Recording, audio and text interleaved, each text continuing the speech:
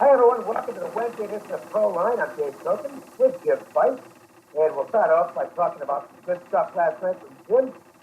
On the heels of a 2-0 Monday, a 3-1 Tuesday, Jim, you like to talk about going with the hot streak, playing the hot hand. Well, looks like you got one right now.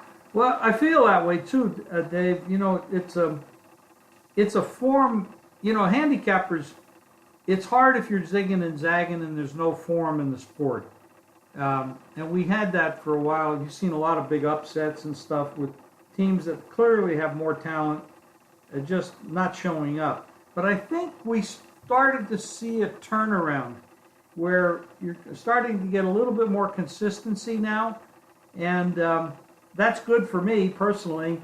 And you know, this week has started off that way. So I've got some NBA games. I got my college hoops up. I got, you know, sides and totals. I'm playing on both things, and the money is flowing in. So I'm looking forward to a pretty good streak. And of course, we got the Super Bowl in 10 days or so, and we're looking forward to that. It's an exciting time. The Cleveland Cavaliers completely they continue to be a shit show. I think they've covered the spread 12 times all year. I mean, it's been absolutely a disaster for anybody that's following them, and a gold mine for those of us who are betting against them. What's going on in Cleveland? Well, you said it. I've said it. They don't care. But there might be more to that story. You know, LeBron is. I think they're going to make a trade. They're going to make a trade shortly, you know, it really sounds like Kevin Love might be on his way out. You know, they're throwing him under the bus, but I don't really think that's justified. I think there's a. Here's what I mentioned this yesterday on the radio show. It really does bother me somewhat. They're all over Love because they don't think he was as thick as he said he was, and he bears the brunt of, I guess, the frustration from some other players. Meanwhile, I didn't hear anything negative when Derek Rose said he basically didn't have the mindset to play basketball anymore. They were going, you know, okay, well, you know, he's a great guy. Now, you can draw out of that what you want. That's just some hypocrisy there. Well, let's talk a little bit about LeBron James. He's obviously, and I don't need to tell anybody, he's an absolute incredible athlete. He's got the body of a linebacker and the mindset of a point guard.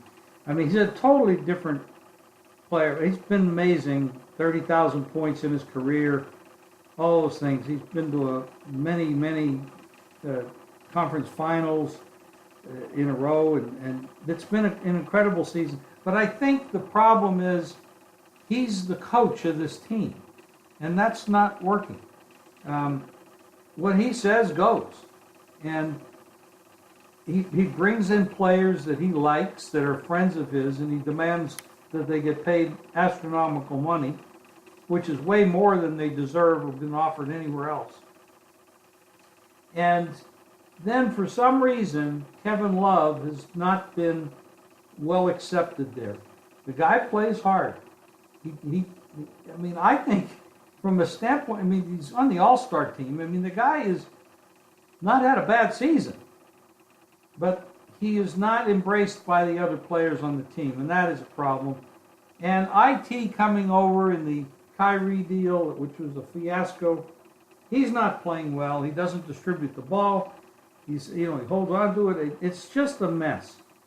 And I don't know what it is about the city of Cleveland, but their sports franchises have been absolute shit show for a number of years. The good news is they had a guy from Cleveland did really well at the UFC over the weekend. Well, that's good. And of course, you have the Cleveland Indians, and the Indians will be playing very soon, so that's good too. Yeah, there you go. All right. Anyway, I want to mention that first of all, I've got one college basketball game on tonight. I might have an NBA game later, but I like to wait for as much info as I can get on the NBA. I know it's not the best way to sell picks, because you want to put them up early. But, I'm trying to pick winners. And if I get some good information that is worth posting late, good things happen to those who wait. Anyway, if you're looking for something early, Jim, you just posted your total in the Super Bowl. Is that correct? I did just a few minutes ago. I posted that, and I'm pretty excited about that play. I have I actually have two college basketball games tonight. One of them is a game I'll give out free here on the podcast. This line's moved a little bit, but I think it's still playable. Cincinnati is hosting Temple. Line was 14. It's now mostly 13 and a half. They played a few weeks ago, and Temple looked like they were going to win the game. And Cincinnati hit it with a 15-5 run at the end of the game, and they got the winning basket at the buzzer. This is probably going to be a low-scoring game tonight. Cincinnati should certainly win the game, but this is a situation where Temple should be able to compete. And I like teams in revenge situations where they lost a very close game at home. They'll be fired up to try and get even. This would be Temple doesn't have a lot to play for this year, so this would be one of the real big games on their schedule. I think it'll be closer to the spread. So Temple plus the point is the free play. If you want my best play on the board today, go to GimFeist.com or VegasSportsMasters.com. You'll get. It's not a big game. It's a Southern Conference matchup, but I like this game a lot, and I think it's going to win. And you can get that. And Jim, you're rolling right now, so good idea for people to latch on to whatever you've got on the website. Absolutely. Go to GimFeist.com or VegasSportsMasters.com and pick up our plays. You talked about the Temple game. The total on this game is kind of interesting, 127 up to 129, which doesn't make sense to me, actually, that move. Yeah, it was a hard-fought game the first time. It is a revenge situation. To go along, with what you said about the game, I think it's going to be a tight game and I like the under. I think we're going to see a slow game. I don't think you're going to get over 120 in the game, and you're sitting at 129, 128 and a half. You can grab those numbers. I think it's an underplay.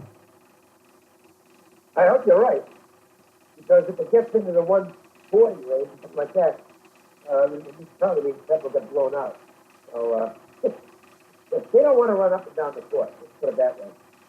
Well, if you're playing an underdog, and you're getting, like in this case, 14, 13 and a half, whatever it is, and it's a low-scoring game, you're getting a bigger percentage of the total score with that line than if it was, say, like you said, 150.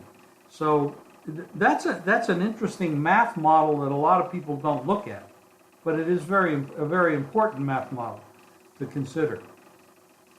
So that's me. Right, Let's get to the website, get Dave's picks, my picks, a little advanced play on the Super Bowl, which is not a little play, it's a big play. You want to get that, get it fast. Dave, anything else? No, I'm done. Let's go. Okay. Thank you, everybody. We'll talk to you tomorrow.